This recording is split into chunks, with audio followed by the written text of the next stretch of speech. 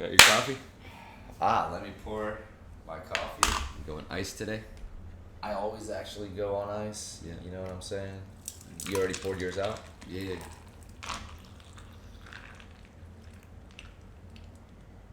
We got, I think, the world's biggest mocha. That's pretty big. That's quite the espresso maker there. You know what I'm saying? Cafecito for Olive Gaiocho.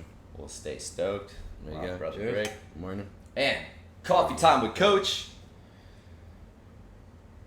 Sounds singular, but it's plural. It's definitely plural. There's two of us, Coach Christian. Coach Brik. Let's get into this. So let's see. Last weekend was ultra spectacular weekend for some. For some got injured. For me, it was ultra spectacular. We actually tried to record this podcast on the drive home, but we were not very professional about it. However, we learned some things, and next time we're in the car recording a podcast, we'll have a way to mount the phone to Make like sure the it doesn't windshield get overheated. or something. Yeah. We'll, Live and learn. Live and we're learn. gonna think it through a little bit better. The overheating part was because the sun was out. Yeah. That was a beautiful We're just day. only gonna record podcasts at night. Yeah, possibly. We got a cameo appearance possibly by Mr. F. Yep, there you go. There you go. Buddy, we're recording a podcast. Yes. Yes. The whole podcast.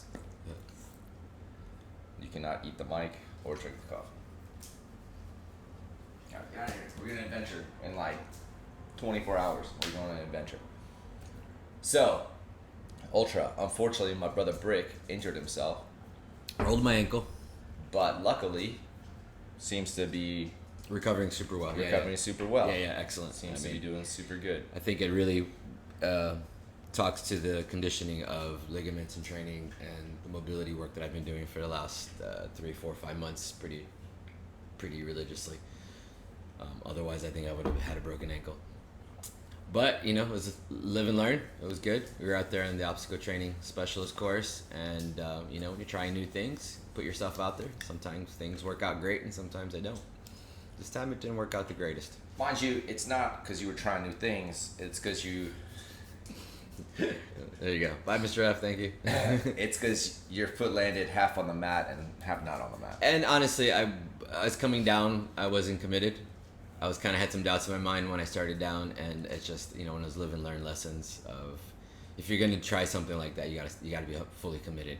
No jumping off of buildings and thinking I'm not sure if I want to do this because it's not gonna work out well. It's not going to work out. No, it didn't. Yeah, 100%. So I had a bit of a different weekend myself personally, but we were able to enjoy the course a lot on Friday. I really enjoyed the course, seeing what it was going to look like. And I guess you can talk about how the course was on Saturday. Man, it was absolutely gorgeous. We did catch some rain. The rain was very welcome and got to cool us off a little bit. It's the only ultra I've done. I've done it a couple times now, but I'm just gonna assume it's the easiest ultra. The course is flat. Yeah, I think Dallas I hear is pretty flat too. Dallas is pretty flat. I haven't done the ultra out there, so I can't say for sure. But Fayetteville's flat, fast course. We had some good like water crossing stuff, which always feels good on the feet. I was wearing an age group headband, which a bunch of people online talked crap about. But we were just out there to have fun. The goal originally was to run age group and take it seriously. But some of you guys may know, like I got COVID like April 10th or 11th, and I'm not back to 100%. I can move pretty smooth, but I'm just tired all the time, and actually at the halfway point of the ultra this year, I was more tired. Buddy, what are you doing? I was more tired at the halfway point this year than when I finished the ultra last year. Last year I finished the ultra and we were doing 75 hard. Mm-hmm. Went out to eat, and then I went out and did another 45-minute workout. Dang.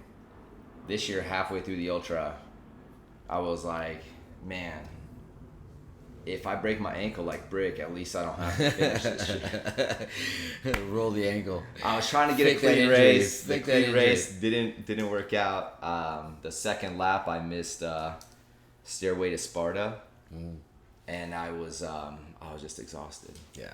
To think that I just couldn't do the pull up. I couldn't do one pull up. I wasted so much energy getting through Olympus because I was just determined. I'm like, well, if I'm out here, I might as well try and get a clean run. And then when I got to Stairway, I was just Gassed. gassed out completely. Yeah, I mean, it's a challenging circumstance to be in and having to deal with doing the recovery, being out there, working really hard, traveling and getting in there, and then being able to have to really navigate this dynamic of what you're dealing with the health coming back. And I know you weren't the only one. We had some others on the course with us. I know our bro Levente also had COVID in, I believe, December, somewhere around there, and he himself hasn't been able to fully bounce back completely. And we were actually talking about that and wondering how many of you out there possibly are suffering the same circumstance of being at a certain level condition wise and then coming down with COVID and then having the bounce back not be smooth. We have another cameo. Another cameo. Although she's too short to make it on the screen. It's cameo here. We'll see. So then, this is what we're talking Yeah, about. and I thought I had it pretty easy with the COVID thing because I didn't have the symptoms that a lot of people reported having. I didn't have shortness of breath. My oxygen was good all of the time. I didn't even really have a bunch of head congestion or anything. I had very severe back pain. That was very, very severe. And then since then, I just haven't been able to get back in the flow of working out. And it's not a pulmonary thing. Like, my lungs feel fine. It's like my heart is tired. Like full on fatigue. Yeah, full on fatigue. Yeah. Well, so it's something we're gonna have to navigate, and it's interesting. If there's anybody out there that's been experiencing that, drop a comment. Let us know what your thoughts are and what you're thinking and what you're working on to rectify that. Yeah. I guess some time will tell, and just keep chipping away at it again and see if we can have a breakthrough somewhere. Yeah, I'm also thinking that I might be trying to get at this too early. Not in Levy's case, because he got it in December. But I'm like, it's been a month, and maybe by the death race I'll be good. So that'll be some time to check that mental fortitude, see how everything works out. So the reality is 4 weeks away. Spartan Ultra World Championships is in September. So between now and then, there is time to to hopefully get back to logging miles. And that's Lake Tahoe. That's in Tahoe. Yeah, so that's gonna probably require snow and elevation. It requires snow. It requires it. It's on the checklist. list. It requires it for sure. Yeah, I'm looking forward to Tahoe. Last time I went, I had prepared for so long, and then when I got there, just nothing kind of worked out. So hopefully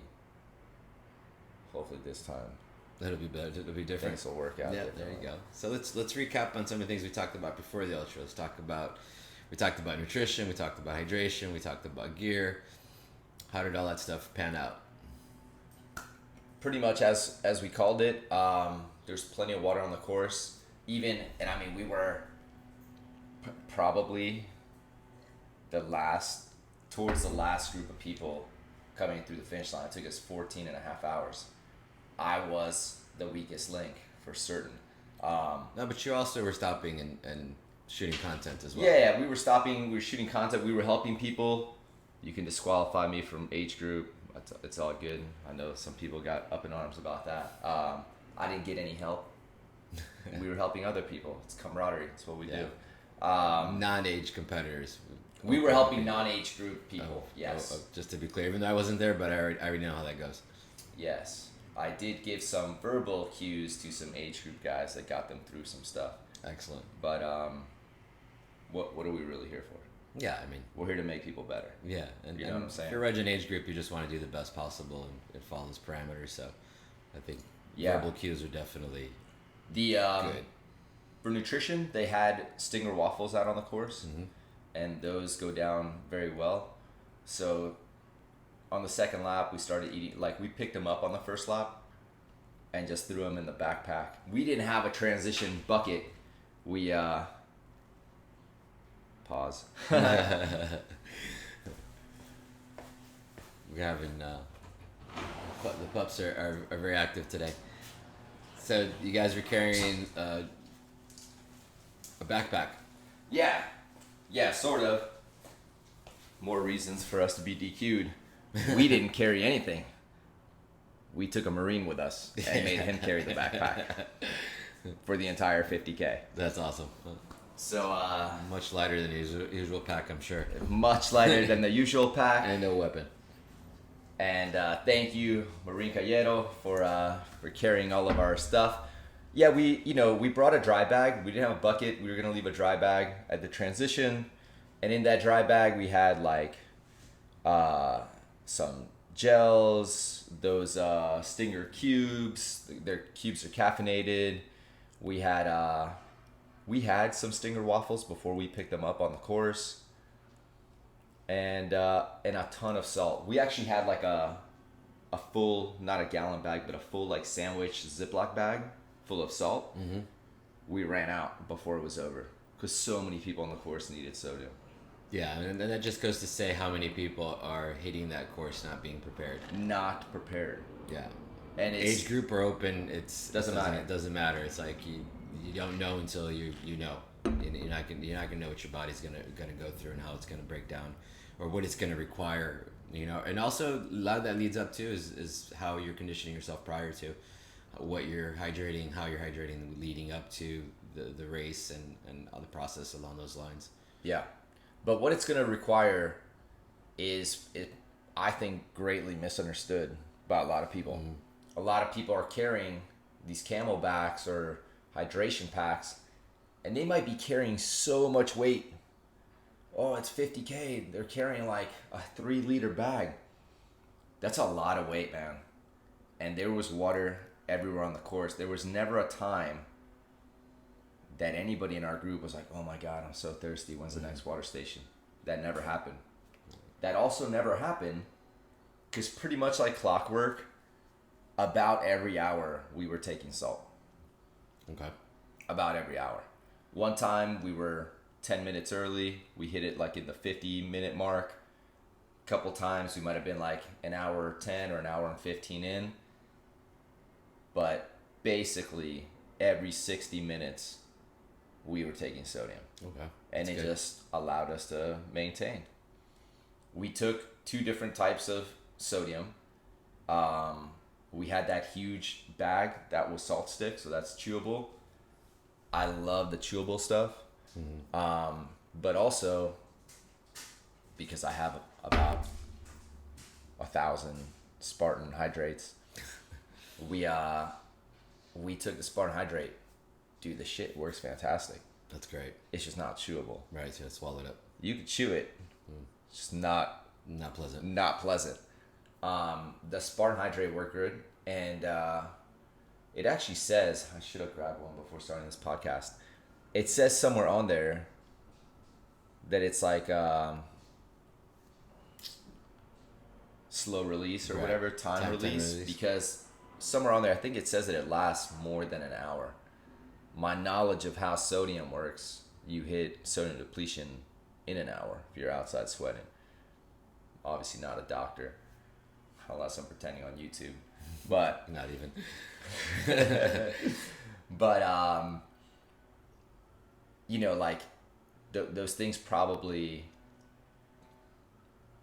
at least advertise that they're good for better part, more than an hour. Hydration wise, we were fine. Food wise, we were fine. We had some of those Stinger waffles. We collected some more on the course. We ended up eating them later down the line. Man, it was just beautiful, dude. It was very, very awesome. Got to meet a lot of cool people out on the course. Got to hang out with Julian. That was I know you hung out with him in the car, but Yeah. we got to run with him. Man, that dude has so much energy. Crazy amounts of energy. And Young Marine. That's what they need. that's what they need. Yeah. 100%. That fuels it. Yeah, and having the backpack with us, the backpack we took with us, in case you guys are wondering, is like if you got a Spartan season pass this year, you get this dry bag. If it's empty, it literally doesn't weigh nothing. You can like fold it up. It's a dry bag, right? Our idea with that was we didn't bring a bucket. We couldn't fit it in the Fiat. Very literally, could not fit a bucket. So the bag was folded flat for the drive up and back. And when we got there, we're like, it's a dry bag. We can just throw it here in the transition area. And if it gets wet, who cares? We each had a pair of socks in the dry bag. Nobody changed their socks. No change shoes. We didn't change our shoes. In the creeks, which are beautiful, that guy's property is beautiful. In the creeks, we did twice take an opportunity to clean our feet. If you're not running age group, just clean your feet, man. You know what I'm saying? Like, for us, that took us 14 and a half hours. If it had taken us 14 hours and 25 minutes and we didn't clean our feet, that would not have made any sense. You know what I'm saying? So know what you're out there for. A bunch of people are not trying to be competitive. A bunch of people just want to hit that ultra, want to get that belt buckle, you know what I'm saying? And I understand it's a serious completion for people. Anybody tries to talk shit, you know, it's a 5K 10 times in one shot with a bunch of obstacles and water crossings and all the other elements that are out there. 70 obstacles and 30 miles. Yeah, 30 plus 70. miles. I think we clicked out. I actually don't know. Oh, my phone is. Yeah, we're talking we're to good. it. We can't even check it. So, I mean, you guys had some different times, some different distances, but all of them were over 30. 31. I think one of you had 34 marked. Yeah, 34 I think was like Warren and Levente's watch. Yeah. Mine I think was locked the shortest amount of miles. Warren's argument is that he kept having to run back to videotape things that I was talking about. We'll give you that, young Warren. We'll give you an extra mile based on content creation. Content creation. That's fantastic. And how was the shoes? Let's talk about those. Man, The new ones. I'm so stoked with these shoes. I saw on their website when I ordered these shoes. Actually, can you reach that? Yeah. Well, reach one of them. We're both. Oh, just one. Whatever. Whatever. Yes, these are the shoes Brik's talking about. They're Topo Athletics. This shoe's called the MT4. It's got a Vibram sole. The construction of the shoe is very legit. And here's what's important in an ultra. They were so comfortable. They were so comfortable that for 50 kilometers, I would not have wanted to be wearing anything else. That's awesome. And you know how much I liked the shoe previous. You have that same shoe. Yeah, the M2s. This was a game changer. Now, it did take a little bit of adjustment for me to run with a 4mm drop shoe. I'm used to running in 0 drop or just all in general wearing. Every shoe I have is 0 drop at this stage in my life where I'm barefoot. Right. So I did feel this took a little bit of adjustment to get into the heel. But I realize now on their website they have another shoe that's a 0 drop. Oh, awesome. And I'm probably going to head to Cool J's on 20th Street. It's across the street from where we do Run Club every Tuesday. Like tomorrow. I won't be there tomorrow. I will be in North Carolina. But y'all will be there. And I'm going to go over there today and order another pair. Size 11. These are 11 and a half, which for the Ultra was fantastic because your feet swell when you're running for that amount of time, right? Not so much even the distance, the time on our feet. our feet would have swelled way less if we had run faster and not been out there for 14 and a half hours, right?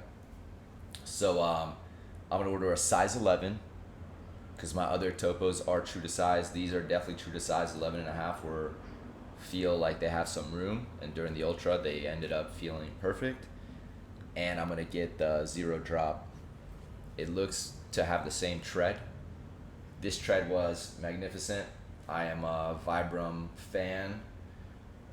These did not disappoint. And they, I guess I was like looking at one of the videos, they talk about like this whole mesh area was created so water could just drain out of the top. You know, they did drain very well, considering that I felt like this shoe was gonna be thick and full of water. But man, I don't know, A+. Nice. The hardest part is cleaning it after the race. But a little bit of scrub brush and some dish soap. Yeah, you posted it on Instagram watching them. Yeah. So post race care. I don't know, maybe we can talk these guys into making a black and green pair. Yeah, that'd be dope. You know what I'm saying? Maybe we can influence Topo into making a Coach Christian inspired shoe. No, but Coach Christian's not that important. The shoe's fantastic. So things that I look for in a shoe: always open toe box, right? I don't want my feet to be doing this and be crunched into a toe box like is on so many other OCR shoes. Your feet has to be able to splay out naturally, right? Like that's very, very important.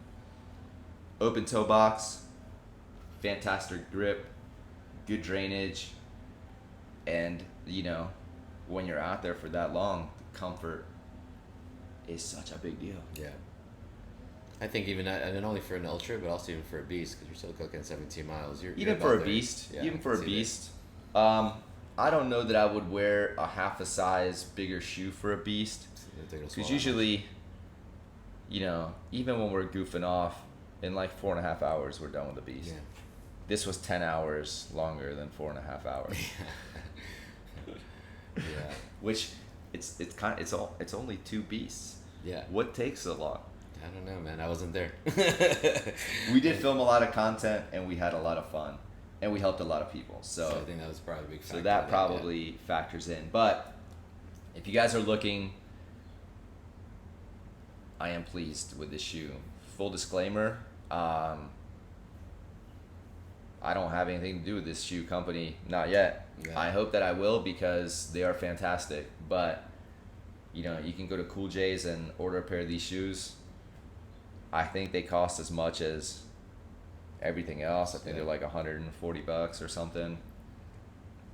Fantastic. Coach Christian's shoe choice.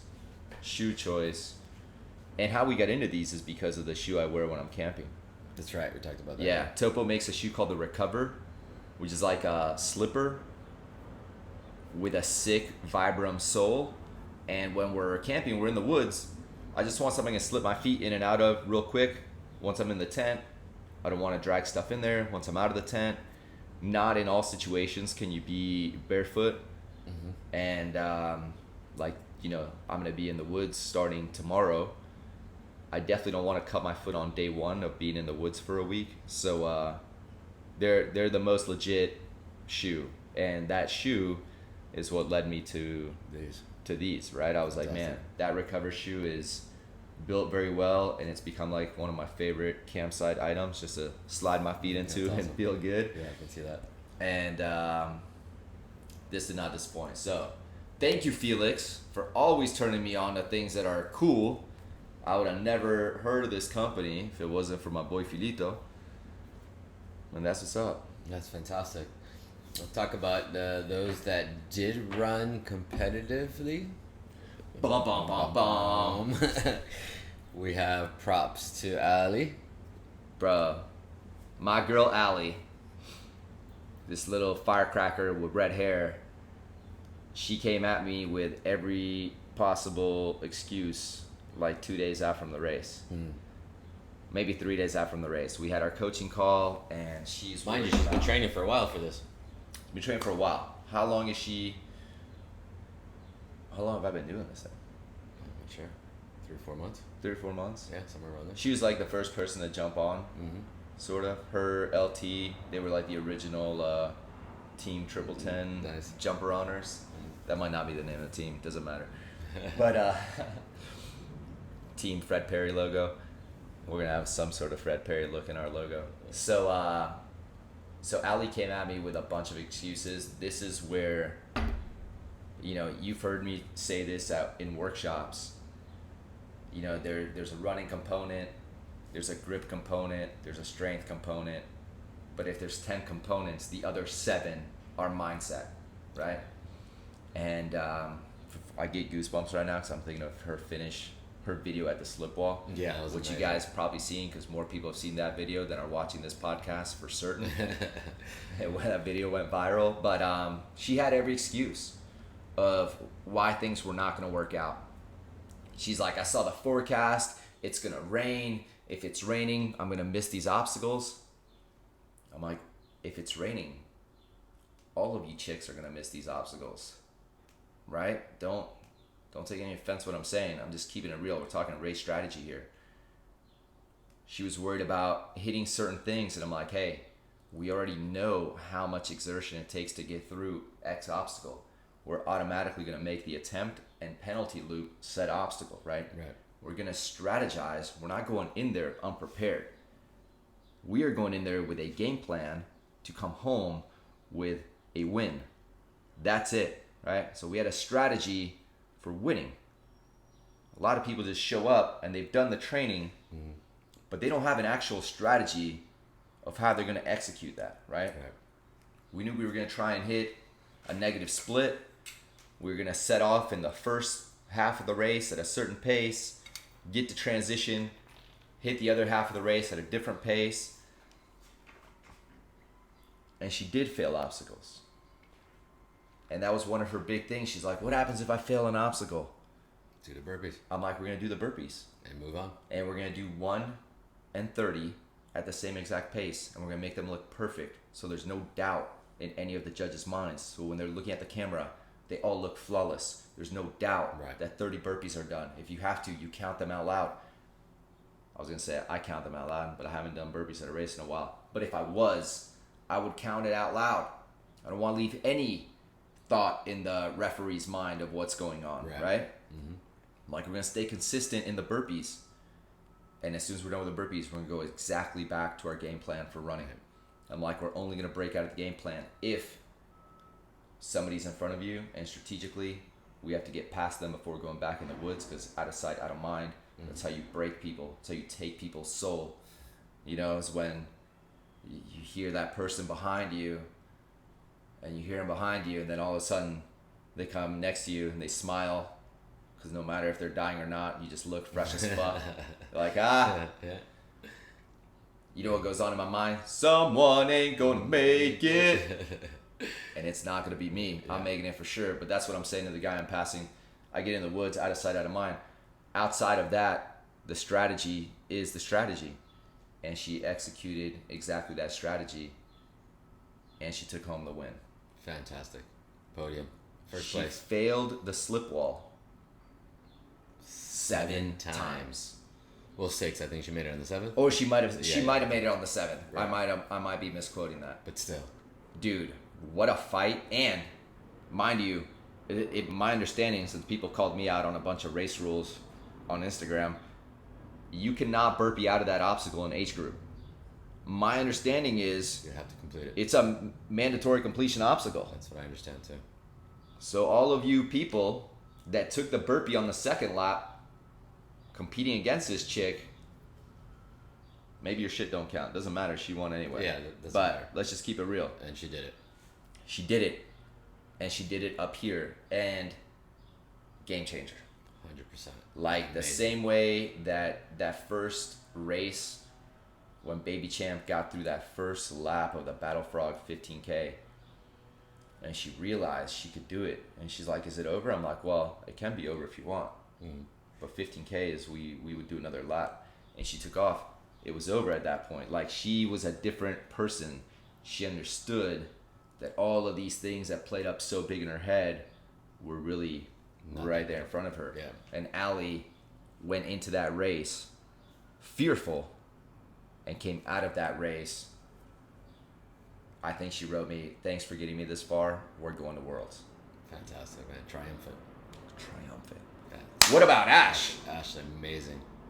Yeah, running elite. Her first ultra elite comes in 5th, I believe. So there's something going on there. Several people think he came in 5th, but apparently he comes in 6th in the computer. But apparently one of the headbands that came through possibly didn't run the entire thing. Oh. Well, I don't know. Either way, it's not like he was in the podium finishing. So, but I mean, very legit. 6 hours. I think it was like 6:01 or 6. I think 6:02 actually. Yeah, so 6 hours is solid. Solid. This kid puts in so much work. To think like he I'm sure you guys know what Ashley Slaughter looks like because he's on like every Spartan post that they post.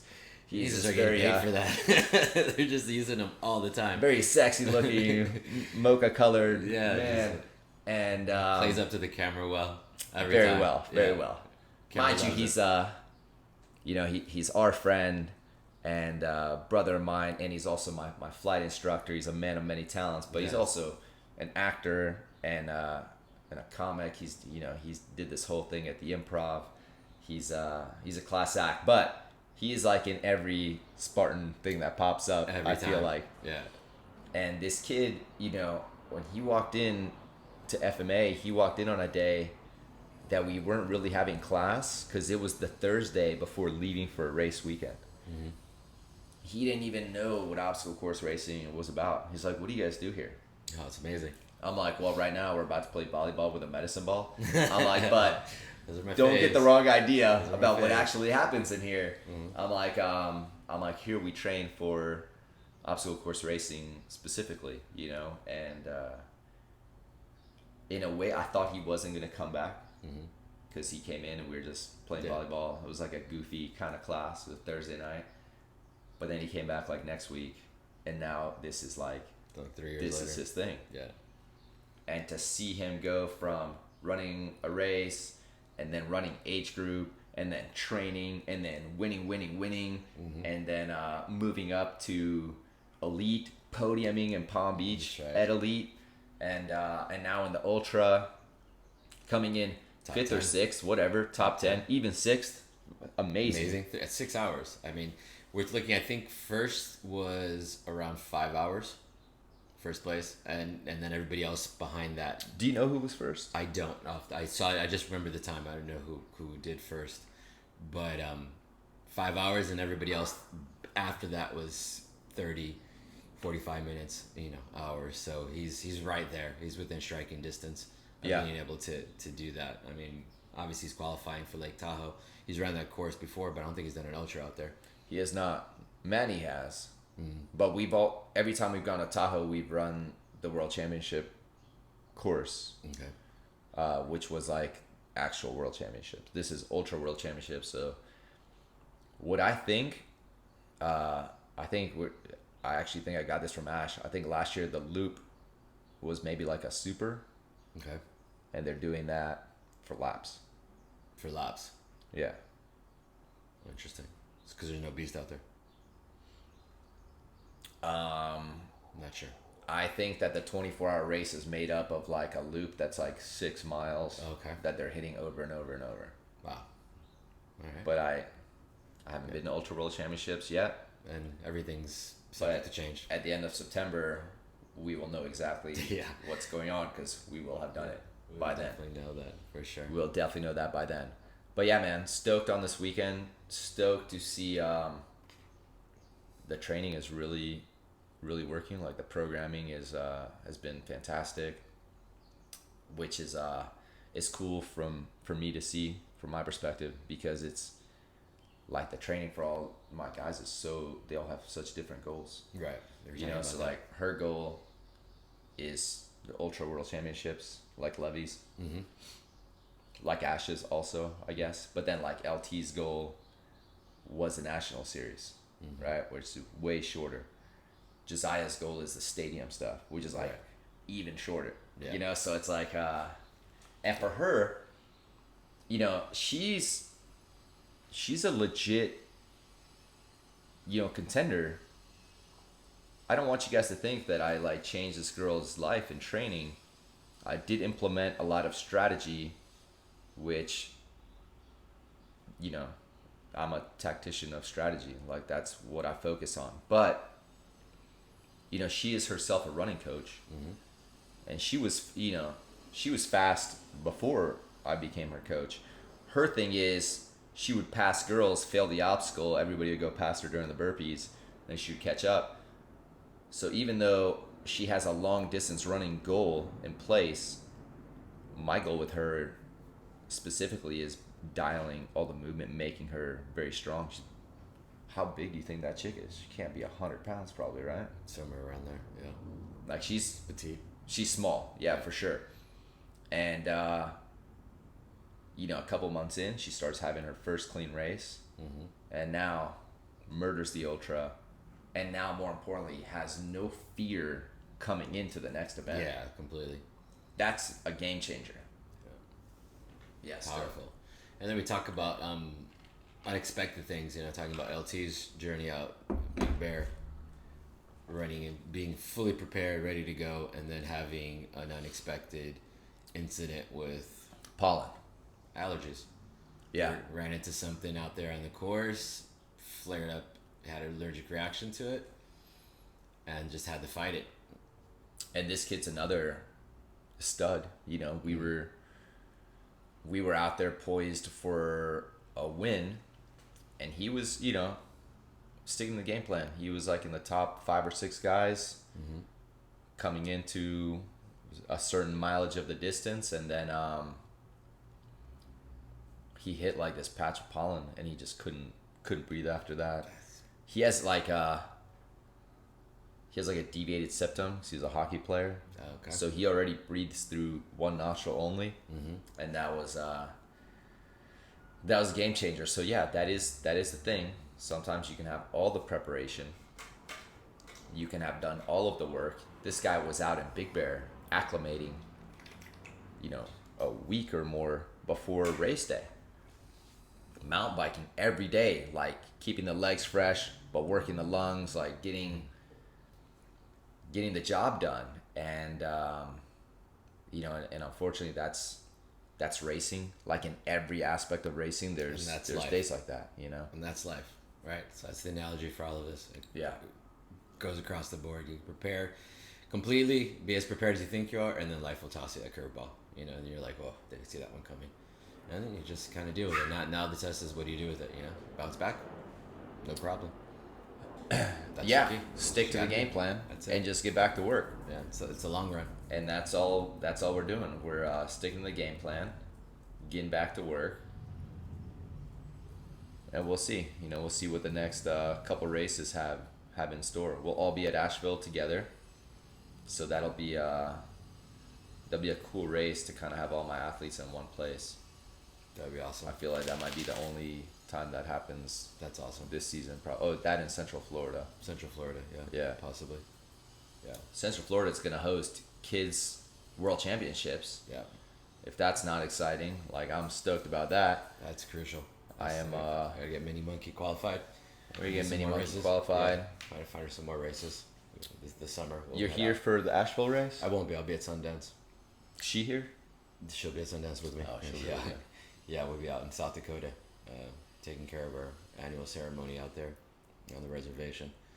So we'll be doing our own work. Hold on, let me get into this right now. My boy Cliff Moyt, shout out. I saw Coach Cliff post a video on Facebook. Where it's his acceptance video into Death Race, which is his entry video. Yeah. Death Race is coming up June 30th? Whoa, very close. It's a month away. A little bit over a month. Like 5 weeks. Damn, I better kick this COVID shit immediately. Yeah, and I gotta get my ankle up and running. And that's the first or it'll be the race that is my actual death. Yeah, it might be. No, let's not go that far. But just in case, I don't want a fancy casket. Just put me in my truck, in the driver's seat, with a hat on and some sunglasses, and bury me with my excursions. My longest relationship so far. Just in case that's how the death race happens. Yeah. So Cliff posts this video. You have to apply. If you haven't met certain prerequisites, you have to apply to do the Spartan Death Race, which is awesome. And my brother Brik, he was trying to hit his prerequisite this weekend with the Ultra. Right. Which did not work out at all because he became Broken Ankle Brik. That's his new race name. But it's funny. You know, I was telling Brik, I'm like, even if you haven't done an Ultra or an Agogi or some other event, will you explain to the people what's going on at Sundance? So, so there's a lot going on at Sundance without having to go deeply into it. But it's a ceremony that takes place at the height of summer, the apex. It's a Lakota tradition. It's a ceremony that brings in the new year for a lot of us that follow this path of life. And you're out there. There's many things going on, but one of the things that does happen is that you are out there for 4 days. You are under the sun, from before the sun comes up to when the sun goes down. So you're out there for an extended long period of time.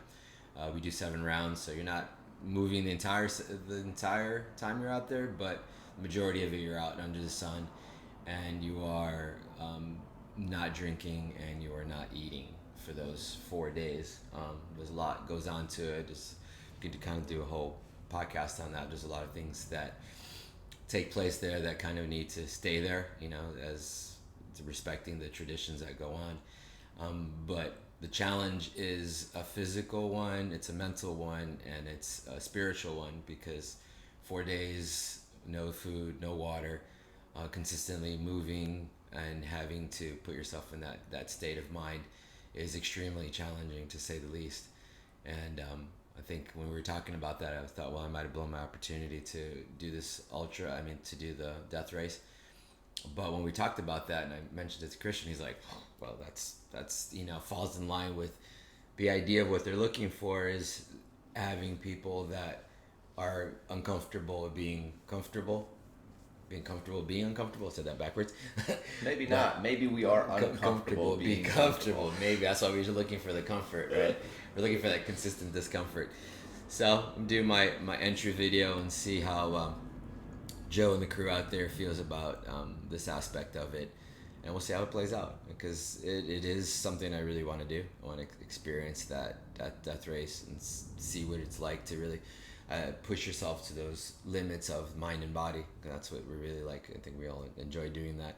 100%. Which is kind of crazy that we do, but that's what we do. I mean, it's testing the machine. Is that any different than what cars do on a racetrack? No, not at all. It's pushing things to the max, and hopefully not breaking, right? That's the idea. And if we break, that's where the learning comes, right? That's where the true test is when you break. It's when you have at Sundance, when you have those moments where you break. It's where you have your epiphanies, you have your spiritual downloads, you have your opportunities to connect. It's because you are open. You're not in that mindset. You're just you break, you accept, surrender, and then maybe. Surrender 100%, and then that's what you do next. What you do next is up to you. I mean, do you stay there in that puddle, or you pick yourself back up and lift yourself up and move forward? And and for me, that's what it's about.